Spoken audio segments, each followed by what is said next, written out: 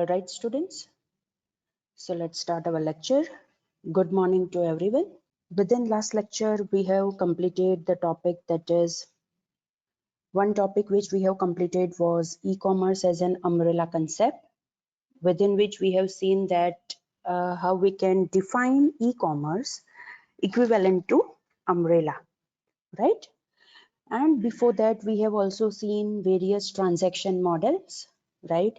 Within which B2B, B2C, and intra-organizational model we have seen in detail, which were also known as marketplace, market link, and market-driven transactions. And along with that, we have also seen many other type of transaction models, right? That is C2C, peer-to-peer, that is P2P, then B2E, G2B, and G2C. And along with that, we have also seen the topic that is m-commerce, which is mobile commerce, right? So these were the things, students, which we have covered within last lecture. All right. Now, as we have already completed the topic that is transaction models, right? One another topic is related to the same thing. So today we will see that topic, right? Again, I repeat, as we have already completed the topic that is transaction models, right? There is one topic that is architectural framework for e-commerce, that is electronic commerce, right?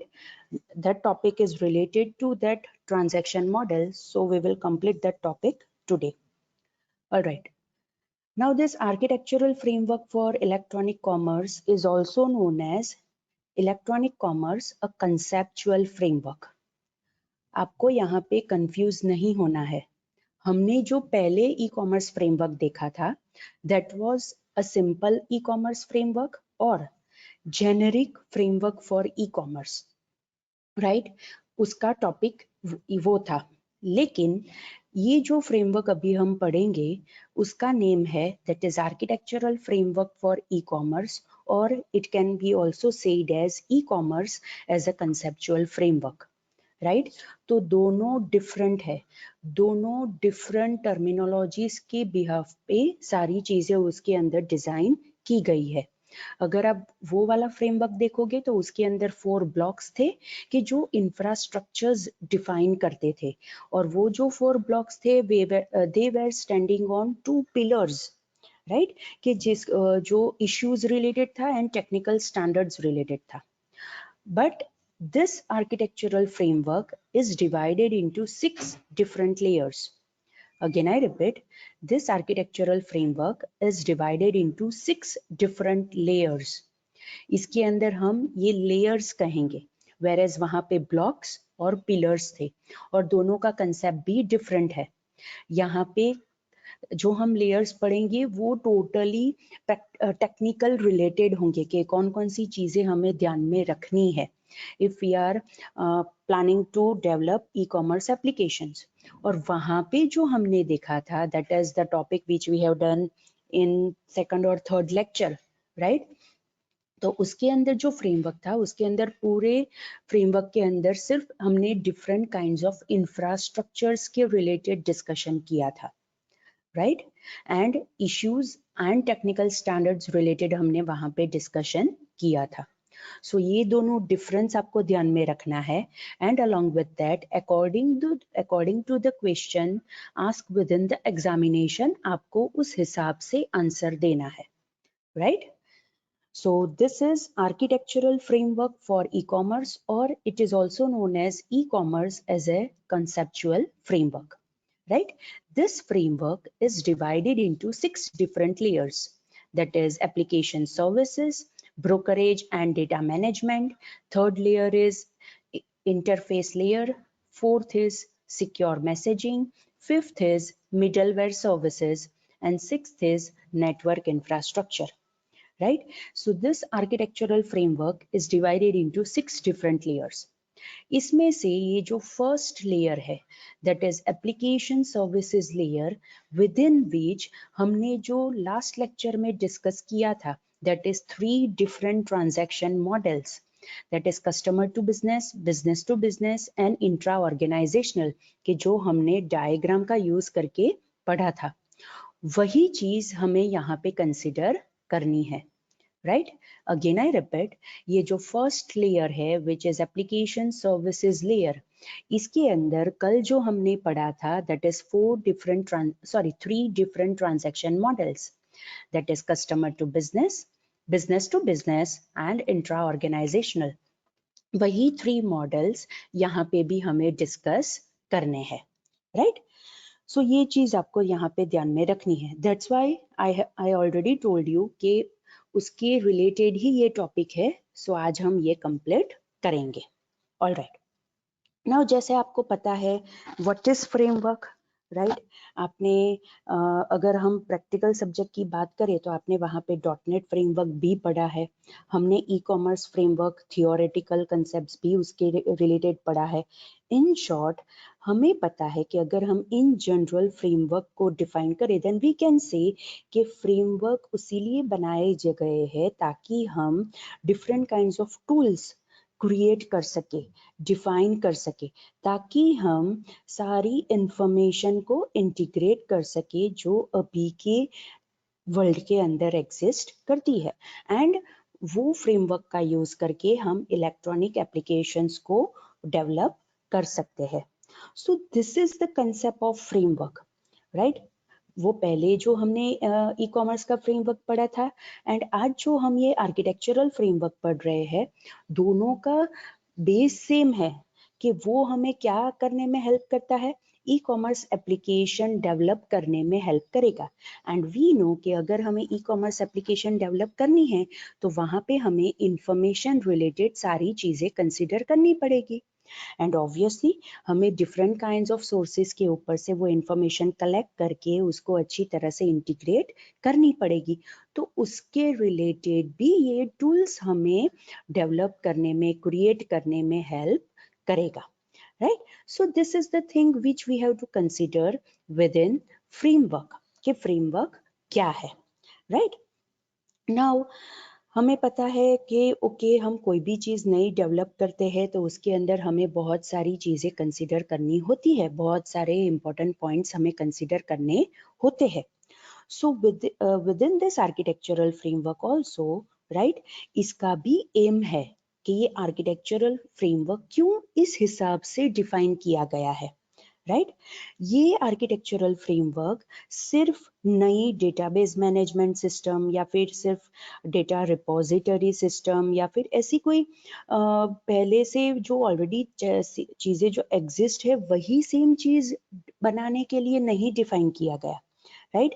Obviously we know कि पहले से बहुत सारी database management systems है, data repositories है कि जहाँ पे हम बल्क ऑफ डेटा स्टोर करते हैं, बहुत सारी कंप्यूटर लैंग्वेजेस है, इवन बहुत सारे सॉफ्टवेयर एजेंट्स भी एग्जिस्ट करते हैं, बहुत सारे कम्युनिकेशन प्रोटोकॉल्स भी है, राइट।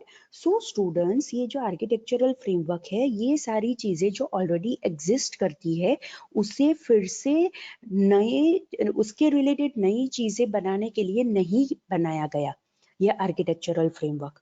बट ये आर्किटेक्चरल फ्रेमवर्क किसके ऊपर फोकस करता है कि ये जो सारे डिफरेंट रिसोर्सेज है, राइट, अगेन आई रिपीट, ये जो सारे डिफरेंट रिसोर्सेज है, different resources in the terms of what, obviously हमें पता है that database management system is a different thing, data repository is different thing, हमारी जो कंप्यूटर लैंग्वेजेस है वो अलग है, सॉफ्टवेयर एजेंट्स जो ऑलरेडी एग्जिस्ट करते हैं कि जिसका यूज करके हम ट्रांजैक्शंस मॉनिटर कर सकते हैं या फिर हमारे कोई टास्क में हमें हेल्प करता है, जो कम्युनिकेशन प्रोटोकॉल्स है वो डिफरेंट चीजें है, राइट। सो ये जो डिफरेंट रिसोर्सेज है, मोर प्रिसाइज डाइवर्स रिसोर्सेज है, राइट, उसे कंबाइन करके, उसे इंटीग्रेट करके हम उसे यूज करना चाहते हैं। दैट्स वाई ये आर्किटेक्चरल फ्रेमवर्क डिफाइन किया गया है। And within this architectural framework, there are 6 different layers. One is related to applications.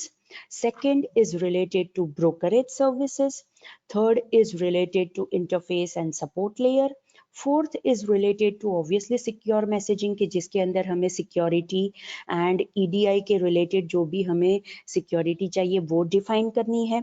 Fifth is related to middleware services कि जिसका यूज करके हम स्ट्रक्चर्ड डॉक्यूमेंट इंटरचेंज कर सकते हैं। And sixth is related to network infrastructure कि जिसके अंदर हमें इंफ्रास्ट्रक्चर्स डिजाइन करने हैं या फिर जो एग्जिस्टिंग इंफ्रास्ट्रक्चर है उसका यूज करके हम ये डिजाइन कर सकते हैं, right. So this are the 6 different layers of architectural framework. इसमें से ये जो फर्स्ट लेयर है that is application services layer, वो ऑलरेडी हमने डिस्कस कर लिया है एज अ ट्रांजैक्शन मॉडल्स। तो इसके अंदर आपको customer to business, business to business and intra organizational models कि जो हमने डायग्राम का यूज करके कल हमने पढ़ा था वही चीज आपको यहाँ पे डिस्कस करनी है। Alright, now the second important layer that is brokerage and data management. यहाँ पे हमें information brokerage and management consider करना है।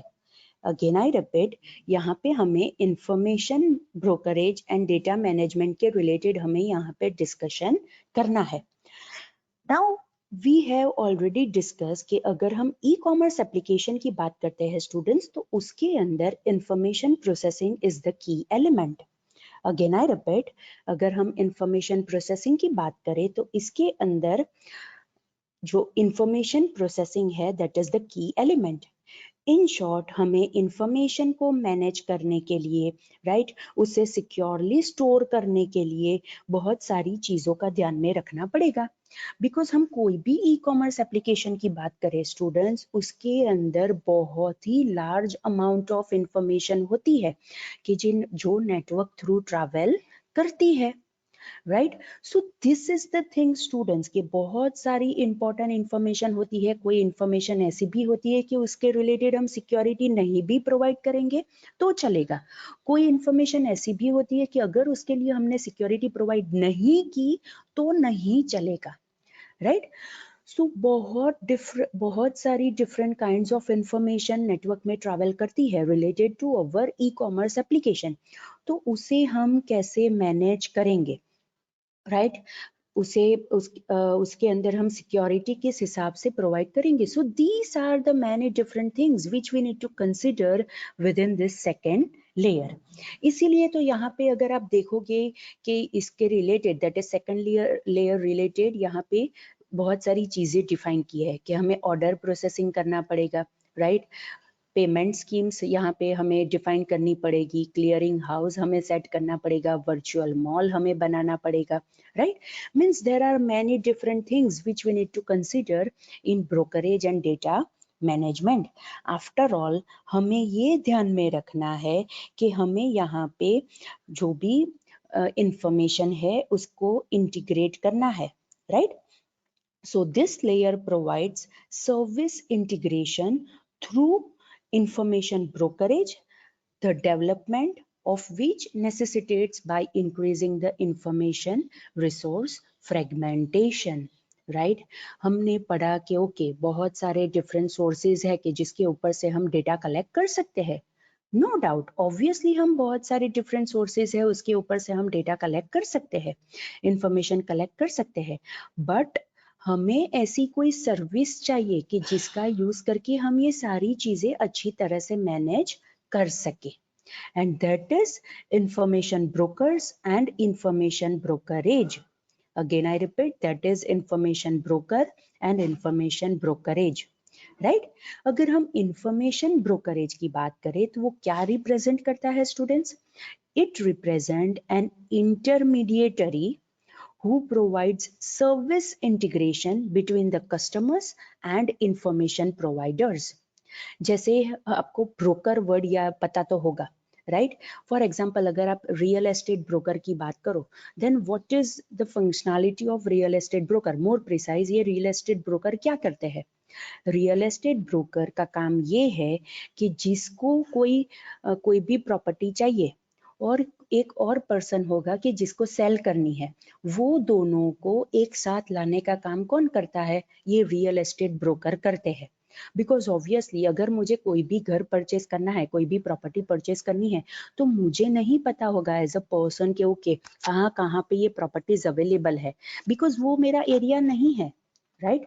लाइकवाइज जो पर्सन को खुद की प्रॉपर्टी सेल करनी है, तो उसे नहीं पता होगा कि भैया कौन खरीदना चाहता है, राइट। तो ऑब्वियसली जो बायर है और जो सेलर है उन्हें एक प्लेटफॉर्म के ऊपर लाना पड़ेगा।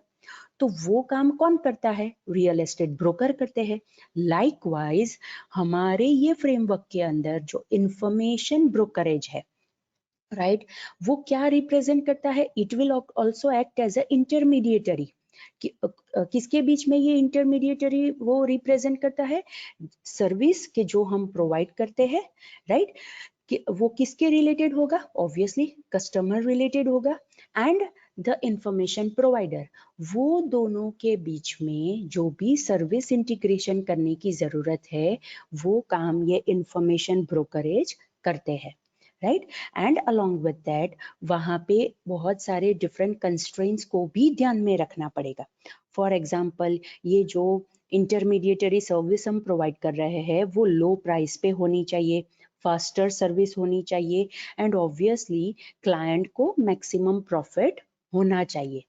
सो these are the constraints which we need to consider कि अगर हम ये information brokerage and data management layer बनाना चाहते हैं, right. Now what is this information broker? Students, हमें पता है कि ओके जैसे मैंने आपको पहले भी बताया कि नेटवर्क के ऊपर बहुत सारी voluminous amount of information travel करती है। हम एक कंप्यूटर से दूसरे कंप्यूटर के ऊपर बहुत सारी इंफॉर्मेशन हम भेजते हैं।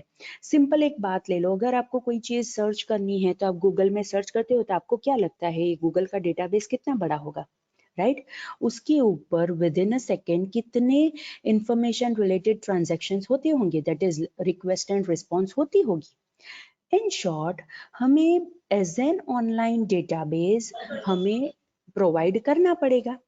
Again I repeat, as an online database हमें प्रोवाइड करना पड़ेगा कि जिसके अंदर हम डिफरेंट काइंड्स ऑफ इंफॉर्मेशन वहां पे स्टोर कर सकते हैं। एंड ऑब्वियसली अगर हम डिफरेंट सोर्सेज के ऊपर से वो कलेक्ट करके एक ही जगह पे स्टोर कर देंगे, then it will be very easy to manage, right. So that is the example of information broker. और हम इंफॉर्मेशन ब्रोकरेज की बात करें, तो इंफॉर्मेशन ब्रोकरेज का मीनिंग सिर्फ ये नहीं है कि उन्हें सिर्फ इंफॉर्मेशन सर्च करनी है, नो, उन्हें बहुत सारी दूसरी चीजें भी करनी है, right? It addresses the issue of adding value to the information. Student, आपने इंफॉर्मेशन सिस्टम सब्जेक्ट पढ़ा था, राइट? उसके अंदर हमने ये चीज देखी थी कि अगर हम कोई भी इंफॉर्मेशन की बात करें तो वो वैल्यूएबल तभी कहलाती है कि अगर वो किसी को यूजफुल रहे, राइट। वो रिलायबल सोर्सेस के ऊपर से कलेक्ट हुई है, वो सिक्योर है, वो कंप्लीट है, टाइमली मैनर के अंदर वो इंफॉर्मेशन हमें मिली है, right. So these are many different characteristics of valuable information. तो अगर हमें वैल्यूएबल इंफॉर्मेशन प्रोवाइड करनी है तो ऑब्वियसली हमें ये सारी चीजों को भी ध्यान में रखना पड़ेगा, राइट।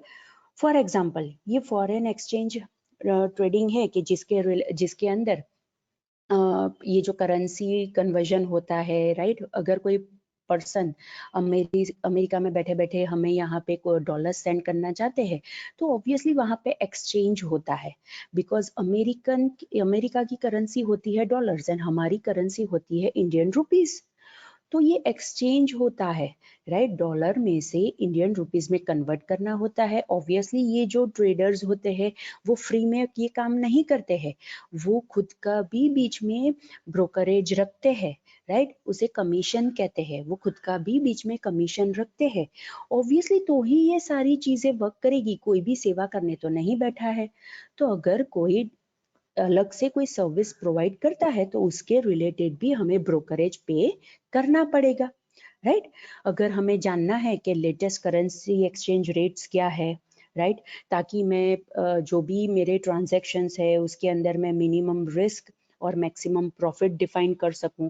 फॉर एग्जांपल, आज मैं ये ट्रांजैक्शन करती हूँ, that is if I am converting dollars to rupees, तो आज ऑब्वियसली वो एक्सचेंज रेट डिफरेंट होगा। And if we talk about कि फॉर एग्जांपल कल हम ये ट्रांजैक्शन करेंगे तो मे बी पॉसिबल उसमें डिफरेंस हो सकता है, तो उसके ऊपर से हम डिफाइन कर सकते हैं कि ओके कितना रिस्क है, कितना हमें प्रॉफिट होगा, और उस हिसाब से हम ये सारी चीजें कंसिडर कर सकते हैं। इन शॉर्ट अगर हम ये फॉरेन एक्सचेंज की जो सर्विस है उसकी बात करें, तो उसके अंदर जो भी सर्विस इंटीग्रेशंस होते हैं students, they are very critical, right. ये तो मैंने एक एग्जांपल दिया कि जिसके अंदर ये फॉरेन एक्सचेंज की सर्विस रिलेटेड था, एंड ऑब्वियसली उसके अंदर सबसे ज्यादा रिस्क होता है बिकॉज हमें करेंसी कन्वर्ट करनी है, right. So this is the thing which we need to consider कि ओके अगर हम इंफॉर्मेशन ब्रोकरेज मैनेजमेंट करना चाहते हैं तो वहां पे हमें कौन सी चीजों को ध्यान में रखना पड़ेगा।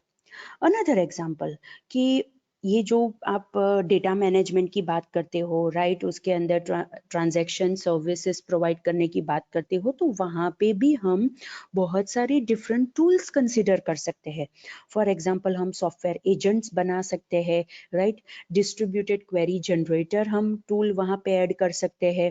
डिस्ट्रीब्यूटेड ट्रांजैक्शन जनरेटर भी हम वहाँ पे ऐड कर सकते हैं।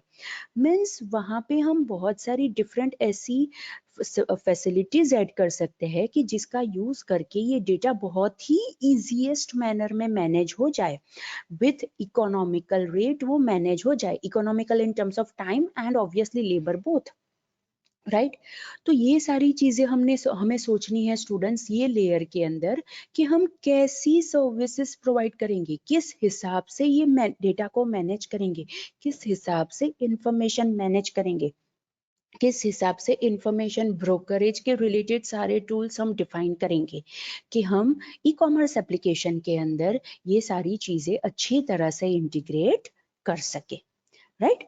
So students, this is all about the layer that is information brokerage and data management. That was the second layer within the architectural framework for e-commerce. Now the third layer is interface layer, right? Interface layer के अंदर हमें कौन कौन सी चीजें consider करनी है, interactive catalogues, directory support functions and software agents. These are the three different things which we need to consider within interface layer. More precise, we can say that these are the three different functions या फिर services of this interface layer के यहाँ पे हमें कौन कौन सी चीजें ध्यान में रखनी है, राइट। फॉर एग्जाम्पल अगर हम पहली जो चीज है दैट इज इंटरैक्टिव कैटलॉग्स उसकी बात करें, तो उसके अंदर हमें कौन कौन सी चीजें कंसिडर करनी पड़ेगी। फॉर एग्जाम्पल हम ट्रेडिशनल कॉमर्स की बात करें स्टूडेंट्स, तो उसके अंदर भी कैटलॉग्स होते हैं, राइट। वो पेपर बेस्ड कैटलॉग्स होते हैं कि जिसके अंदर स्टैटिक पिक्चर्स होते हैं और उसके रिलेटेड वो पर्टिकुलर प्रोडक्ट रिलेटेड डिस्क्रिप्शन लिखा होता है। But if we are moving from traditional commerce to e-commerce, so obviously हमारे जो catalogs थे which were paper based catalogs, now they are also moving towards interactive catalogs. तो यहाँ पे हमें कौन कौन सी चीजें कंसिडर करनी है, ऑब्वियसली यहाँ पे हम सोफिस्टिकेटेड ग्राफिक्स बना सकते हैं, वीडियोस बना सकते हैं, राइट। इमेजेस इस हिसाब से रख सकते हैं ताकि वो एडवर्टाइजमेंट ज्यादा अट्रैक्टिव बने, वो कैटलॉग ज्यादा अट्रैक्टिव बने।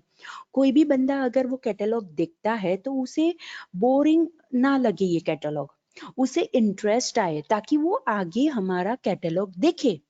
उस हिसाब से हमें यहाँ पे सोचना है क्योंकि we have used the word that is interactive catalog, लेकिन हम ये कैटलॉग को इंटरैक्टिव कैसे बना सकते हैं, राइट। अगर आपको याद हो स्टूडेंट्स, तो हमने वो फर्नीचर वाला एग्जांपल डिस्कस किया था कि ई कॉमर्स एप्लीकेशंस होती है कि जिसके अंदर एक फर्नीचर की शॉप है, राइट। आप अपने जहाँ पे आप वो फर्नीचर रखना चाहते हो वो इमेज वहाँ पे डाल दो तो वो आपको एग्जैक्टली वहाँ पे बताएगा कि वो किस हिसाब से दिखेगा, right. So students this is how कि आप कैसे सारी चीजें इंटरैक्टिव बना सकते हो, right. Now another thing is directory support functions. Now directory support functions मतलब आप जो ये सारी चीज़ों की बात करते हो स्टूडेंट्स कि आपको इंफॉर्मेशन मैनेज करनी है, दूसरी सारी चीज़ें मैनेज करनी है, डॉक्यूमेंट्स मैनेज करने हैं, कैटलॉग्स मैनेज करने हैं, तो व्हाट डू यू थिंक वो ऐसे ही थोड़ी ना मैनेज हो जाते हैं। उसके लिए आपको ये डायरेक्टरी सपोर्ट फंक्शंस बनाने पड़ेंगे, तो ही आप ये सारी चीजें मैनेज कर पाओगे।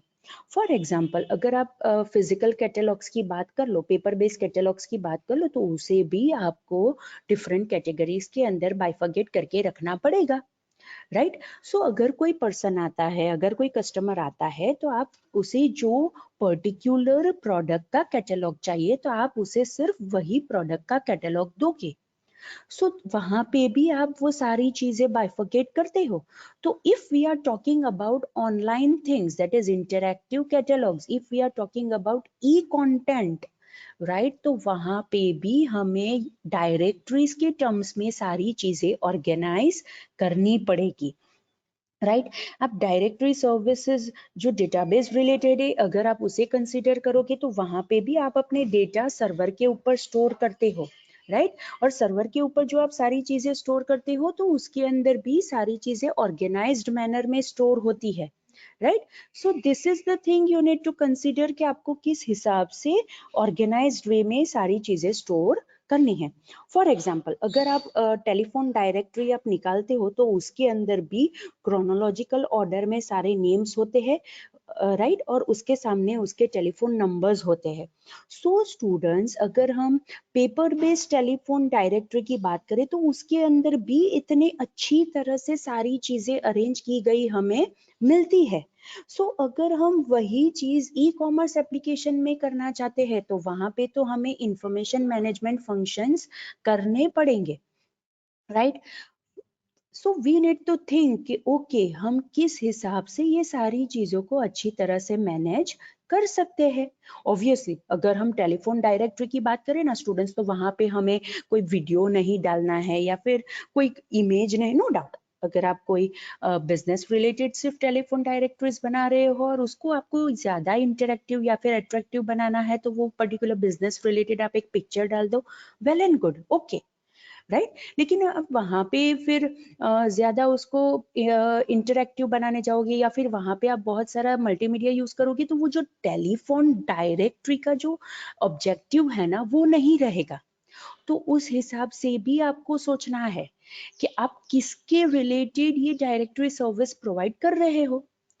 और अगर आप दूसरी तरफ ऑनलाइन शॉपिंग की बात करो, that is e commerce application which is use for online shopping, तो वहां पे आप सिंपल डायरेक्टरी बना दोगे, सिंपल कैटलॉग बना दोगे, तो वहां पे नहीं चलेगा, राइट। आपको वहां पे फिर वही चीजें सोचनी पड़ेगी कि audio, video, animation, graphics, images, वो सारी चीजें आपको ज्यादा सोचनी पड़ेगी for e commerce application which are use for online shopping. So again, the same thing. Depending on the application, आपको सारी चीजें सोचनी है, राइट। अगर हम सॉफ्टवेयर एजेंट्स की बात करें, तो सॉफ्टवेयर एजेंट्स तो आपको पता ही है कि they are the software which works on the behalf of the people, right. जैसे मैंने आपको एग्जांपल दिया था माइक्रोसॉफ्ट आउटलुक एक्सप्रेस, उसका टास्क क्या है कि आप उसके अंदर ईमेल्स का शेड्यूलिंग कर दो, जो डेट पे जो टाइम पे आपने पर्टिकुलर ईमेल को शेड्यूल किया है, वो ऑटोमेटिक शूट हो जाएगा। फिर आप वहां पे बैठे हो कि नहीं बैठे हो, it means they works on the behalf of the people.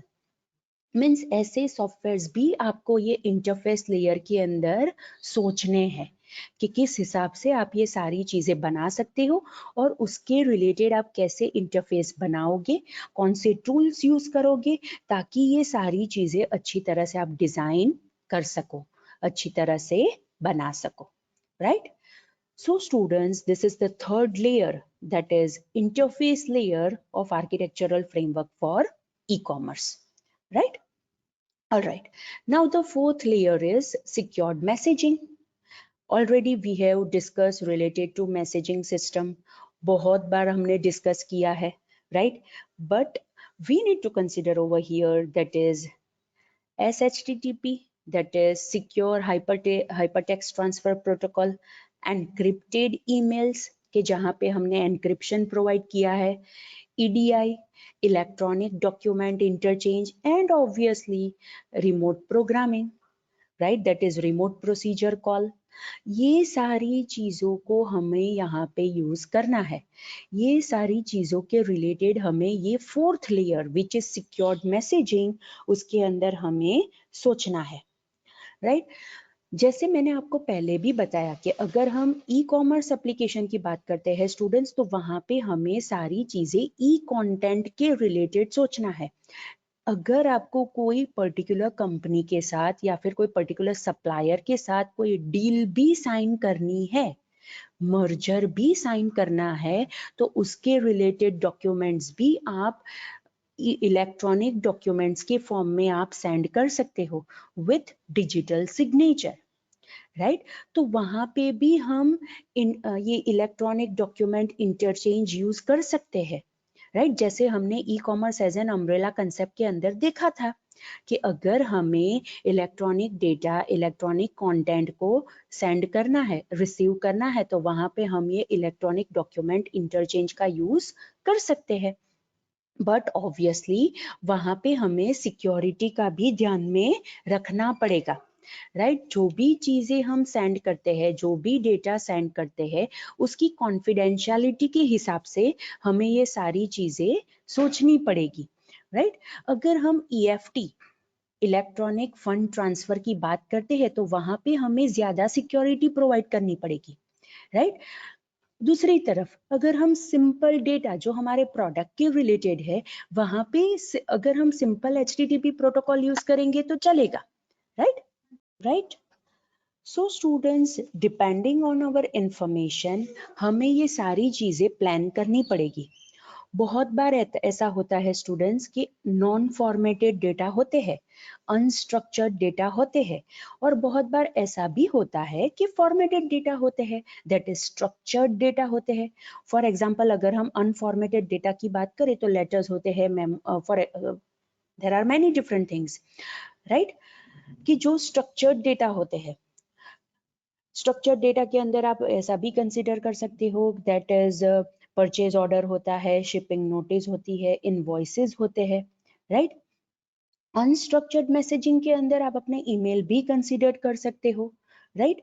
So there are two different types of data, structured data and unstructured data. So depending on that also you can offer messaging services.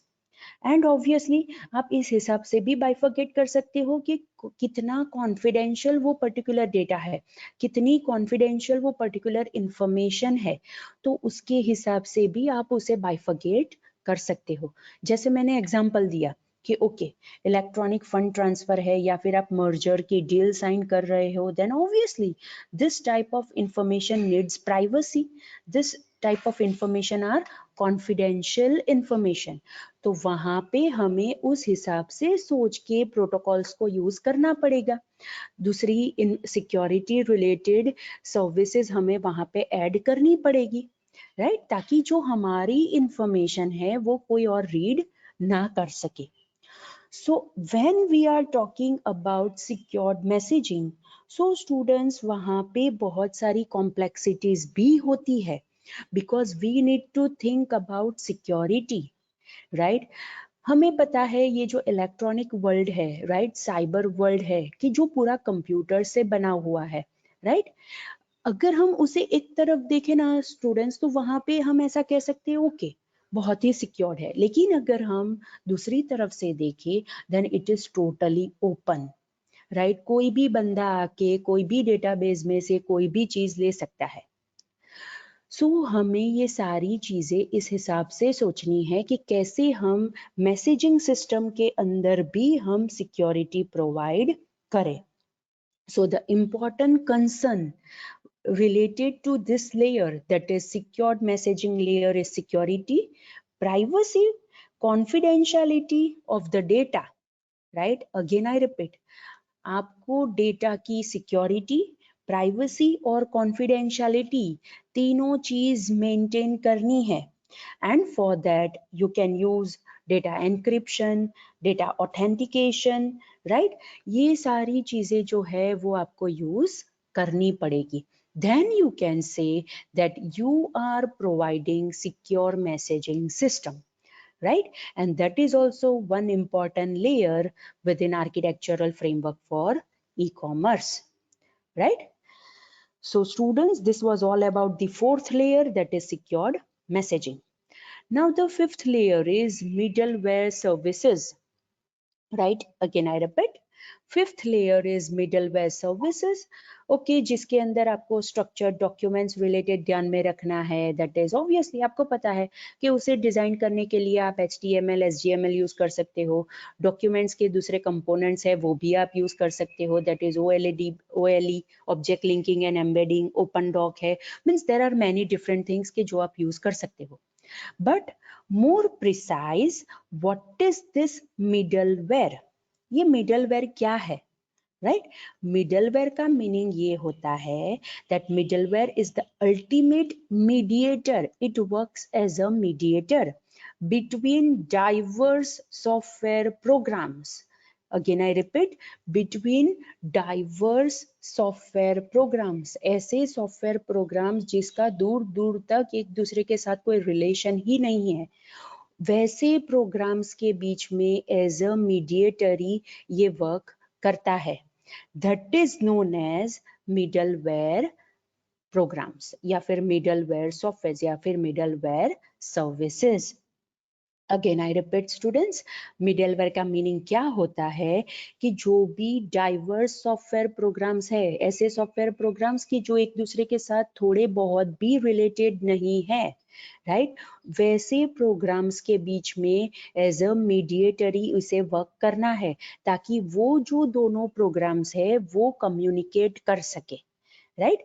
That is known as middleware. और हमें यहाँ पे वैसी ही services provide करनी है ताकि अगर हम इंफॉर्मेशन की बात करें स्टूडेंट्स, तो इंफॉर्मेशन में क्या होता है, ऑब्वियसली इंफॉर्मेशन के रिलेटेड इंटरफेस हमें बनाना पड़ेगा, ट्रांसलेशन करने की भी जरूरत पड़ेगी, ट्रांसफॉर्मेशन करने की भी जरूरत पड़ेगी एंड इंटरप्रिटेशन करने की भी जरूरत पड़ेगी. स्टूडेंट्स, ये सारे टर्म्स आप एक तरफ देखोगे तो आपको लगेगा okay they are one and the same, but no, सारे टर्म्स डिफरेंट है, राइट? ट्रांसलेशन करते हो मीन्स फॉर एग्जाम्पल अब गुजराती टू इंग्लिश कन्वर्ट करते हो, दैट इज ट्रांसलेशन, जैसे गूगल ट्रांसलेट करता है, राइट? लेकिन अब ट्रांसफॉर्मेशन की बात करते हो means you need to convert information in one form into another form. Same information है, उसका आपको फॉर्म चेंज करना है, right? So this are the things कि ये सारी चीजें आपको सोचनी है कि किस हिसाब से आप करोगे, राइट? फॉर एग्जाम्पल अगर आप मिडलवेयर सर्विसेज की बात करो ना स्टूडेंट्स, तो it focuses on three elements, three important elements. First, transparency. Second is transaction security and management, and third is distributed object management and services. Right? These are the three important elements कि जिसके ऊपर ये middleware services focus करती है. और ये हमें यहाँ पे ध्यान में रखना है कि हमें ट्रांसपेरेंसी प्रोवाइड करनी पड़ेगी. ऑब्वियसली ट्रांसपेरेंसी मीन्स ऐसे दो प्रोग्राम्स की जिसका दूर दूर तक कोई लेना देना ही नहीं है, फिर भी अगर वो दोनों प्रोग्राम्स एक दूसरे के साथ कम्युनिकेट कर सकते हैं, then obviously we are providing transparency between that two programs. Transaction की सिक्योरिटी तो आपको पता ही है कि आपको उसका भी ध्यान रखना है, एंड सारी चीजों को डिस्ट्रीब्यूटेड मैनर के अंदर आपको मैनेज करना है, right? So these are the things which you need to consider with in this middleware services. Students, बहुत सारे ऐसे मतलब एप्लीकेशंस होते हैं कि जो डेटा सेंट्रिक होते हैं, राइट? कभी कभी हमें ऐसा भी लगता है कि ये जो पूरा कंप्यूटर वर्ल्ड है ना, now it is shifting from application centric to data centric, right? Application oriented अब नहीं है. Now each and everything we need to think related to data oriented. Data के रिलेटेड हमें सोचना है, एप्लीकेशन के रिलेटेड नहीं सोचना है. पहले ये था कि ओके ये एप्लीकेशन है तो उसके अंदर ये डेटा इनपुट जाएंगे, नो, अब ये है कि ये ऐसे डेटा है तो उसके रिलेटेड एप्लीकेशन बनानी है, right. So this is how कि कैसे ये पूरा कंप्यूटर वर्ल्ड शिफ्ट हो रहा है from application centric to data centric. So इसीलिए हम जहाँ पे भी बात करते हैं, कहीं पर भी हम ई कॉमर्स एप्लीकेशंस के अंदर बात करते हैं ना, पहली चीज यही आती है कि हम डेटा को कैसे कैसे ऑर्गेनाइज करेंगे, इंफॉर्मेशन कैसे क्रिएट करेंगे। So this all the thing are the important points कि जो हमें ये fifth layer that is middleware services of architectural framework for e-commerce के अंदर सोचना है, right?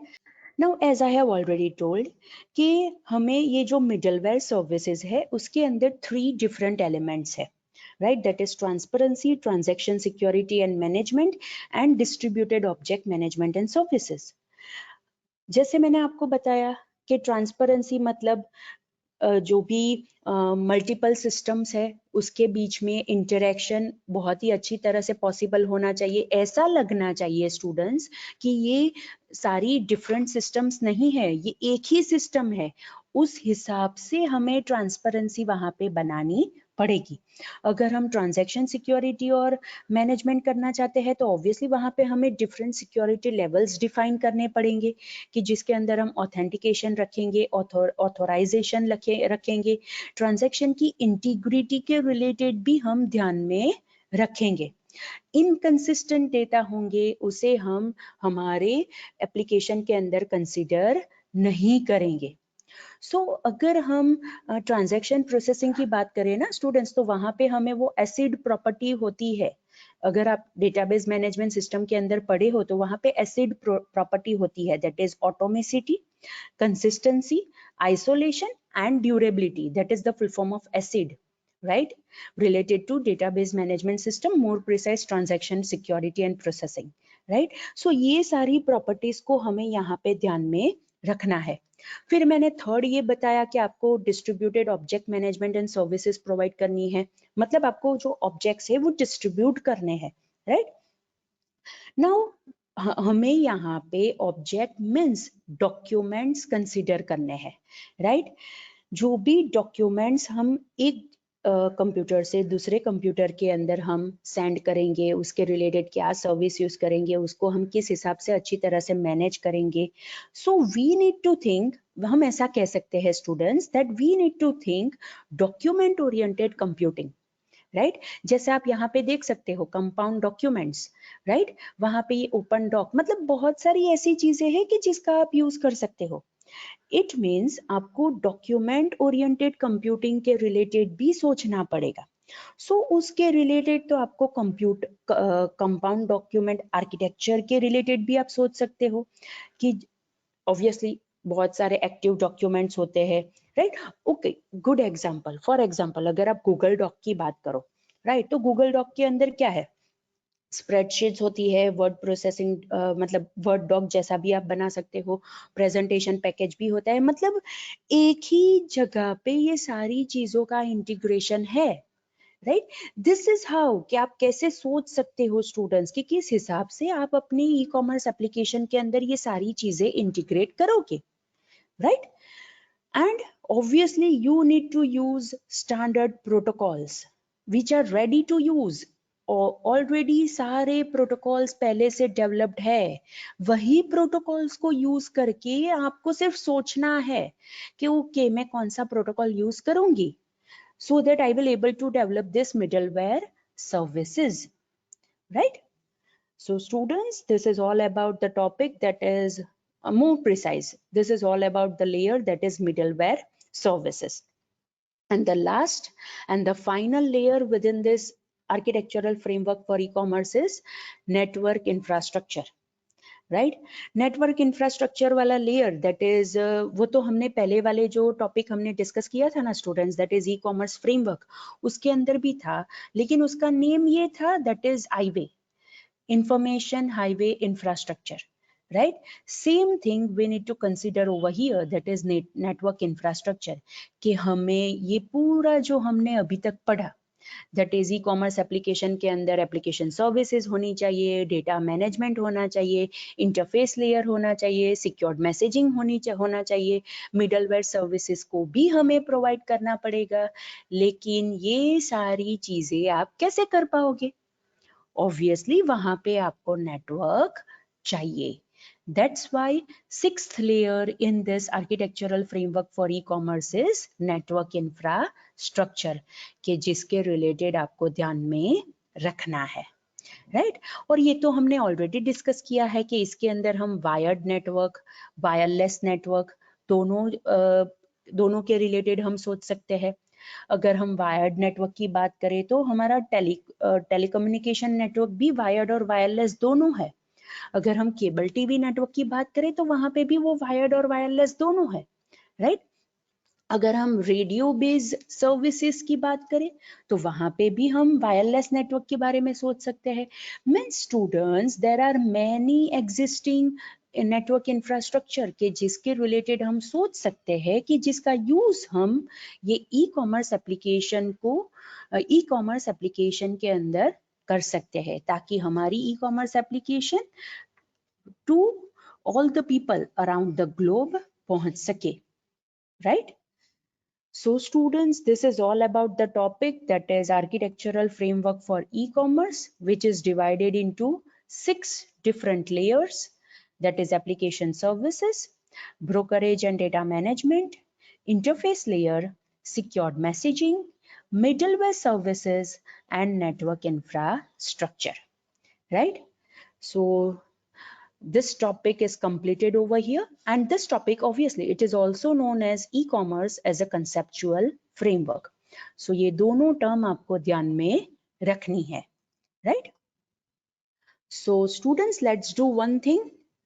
आपको कोई डिफिकल्टी है, कोई डाउट है तो आप मुझे पूछ लो, फिर हमारा ये लेक्चर हम यहाँ पे एंड करेंगे